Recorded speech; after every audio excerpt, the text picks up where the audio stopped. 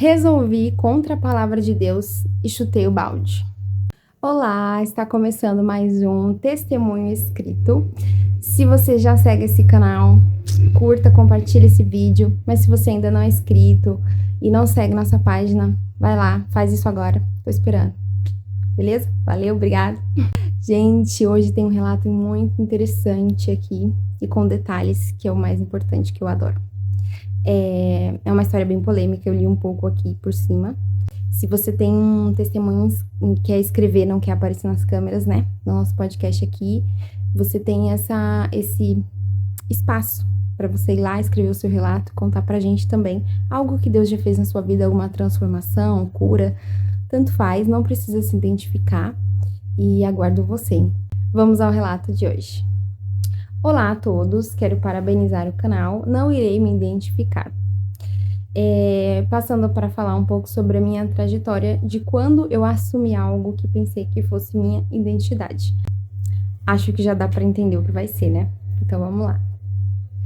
Tudo começou quando eu era criança, brincava com minhas primas de papai e mamãe.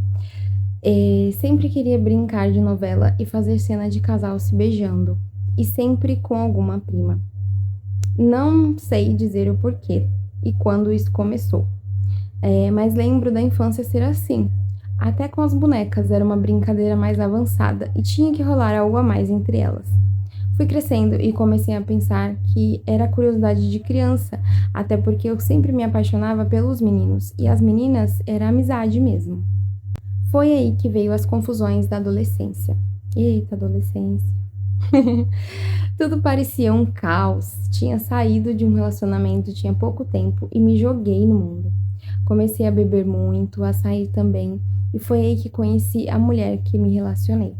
Nos primeiros contatos com ela, eu sabia que iria acabar ficando com a mulher, né, no caso. Mas conhecia a palavra de Deus e sabia que se eu fizesse isso, estaria indo contra.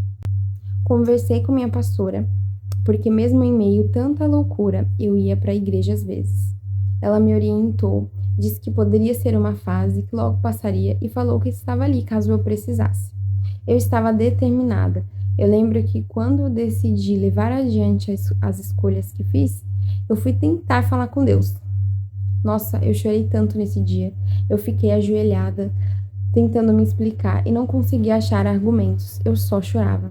Cara, acho que todo mundo já passou por alguma coisa na vida que você sabe que você tá fazendo errado, mas aí você vai tentar falar com Deus e não tem argumento, literalmente. Você só sabe chorar porque você sabe que você tá indo contra a palavra, né? Acho que errado não seria o nome, mas você tá indo contra aquilo que tá na palavra. Passando esses momentos, eu segui com minha decisão. Por isso sempre falo, que quem quer faz, verdade. Isso para todas as áreas das nossas vidas. Não quis me importar com o que ia vir depois disso. Eu só queria ser feliz. Na minha cabeça, eu finalmente tinha me encontrado. Muitas coisas aconteceram na minha vida durante esse relacionamento. Coisas normais de um relacionamento, mas coisas sobrenaturais também. Eu tinha pesadelos horríveis, de coisas demoníacas. Sentia que estava sendo observada muitas das vezes. E não estou falando que isso estava acontecendo pelo fato de eu, mulher, estar namorando uma mulher. Verdade, isso acontece muito. Tipo assim, às vezes a gente tá recebendo um ataque espiritual e não sabe do que é, e você sente essa presença, você sente alguma coisa te observando ali, independente do momento ou do que você tá fazendo, né? Isso é muito ruim. Nossa, Deus me livre. É muito ruim. Mas sim, da distância que eu tomei de Deus. Verdade. Foram momentos e momentos, mas depois de um certo tempo, senti Deus falando comigo. Uma vez ele usou uma palavra de uma mulher para me avisar que mudaria a minha vida.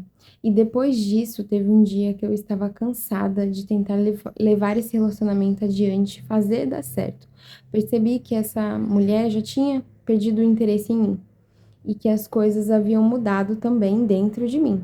Teve um dia que eu estava indo para casa dela de ônibus e eu comecei a falar com Deus que estava cansada, que ia sair disso e tudo iria ser como antes, que eu vi que tinha sido uma fase e que já tinha acabado. Foi um processo, até não termos mais nada e eu parar de querer ficar com mulher. Mas aprendi muito nesse tempo. Conheci de perto um mundo totalmente diferente, uma realidade tão dolorosa. Aprendi a ver amor nessas pessoas. Muitas são seres humanos incríveis, mas que muitas vezes são julgadas e decidiram estar ali ou por traumas, ou por problemas, ou por acharem que é uma fase, não perceberem que é uma fase, ou por acharem que nasceram assim, e aí vai, e por aí vai. É verdade, conheço também pessoas que sente isso, né? Que nasceu no corpo errado. Acho que essa é a frase que a gente mais escuta de uma pessoa transexual ou algo do tipo, né? E respeito também. Assim como eu respeito as religiões, eu respeito também o gosto das pessoas. Eu acho que isso é muito do individual, da experiência que cada um tem nessa terra, né? Então, não cabe a nós julgar, cada um tá ali vivendo o seu momento, a vida do jeito que acha que é melhor, então tá tudo bem, né? Eu, por incrível que pareça, já fui preconceituosa, até entrar nessa e ver como todos nós somos seres humanos e todos estamos aqui carregando uma bagagem que para muitos é pesado demais, é verdade. Cara, às vezes a gente passa por algumas coisas na vida, mas aí às vezes você conhece pessoas. Nossa, os pássaros estão. Às vezes você conhece pessoas que já passou por coisas muito piores, e aí você que tava questionando a sua vida, você até para, né, de questionar, porque tem coisas nessa vida que algumas pessoas passam que você fica, caramba, Deus dá o fardo pra quem aguenta carregar, porque eu acho que se fosse comigo, não estaria mais aqui, né? Depois disso, demorei, mas voltei pro corpo de Cristo e hoje posso dizer, sim, Deus muda histórias. Ele cumpriu tudo que havia prometido e preencheu o vazio desesperador que havia dentro de mim. Amém.